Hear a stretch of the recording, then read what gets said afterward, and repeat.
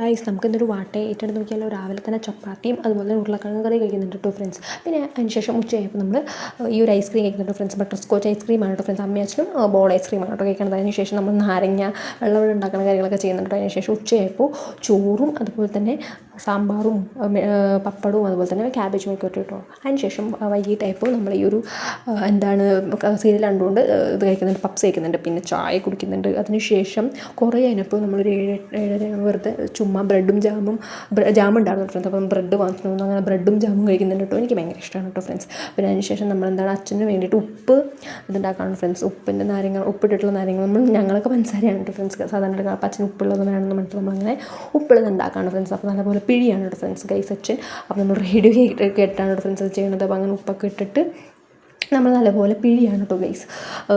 2 നാരങ്ങയാണ് friends, കുഞ്ഞു നാരങ്ങയാണ്, ചെറു നാരങ്ങ എടുത്തിട്ട് അപ്പോൾ നമ്മൾ അരിപ്പൊക്കെ വെച്ച് ചെയ്തതിന് ശേഷം രാത്രി ചോറും കുമ്പളങ്ങി കൂട്ടാനും അതുപോലെ തന്നെ മുതിരയാണ് ഫ്രണ്ട്സ്. അപ്പോൾ എന്തായാലും നിങ്ങൾക്ക് വീഡിയോ ഇഷ്ടമായിരുന്നെങ്കിൽ സപ്പോർട്ട് ചെയ്യുക, സബ്സ്ക്രൈബ് ചെയ്യുക. അപ്പോൾ thank you, love you all.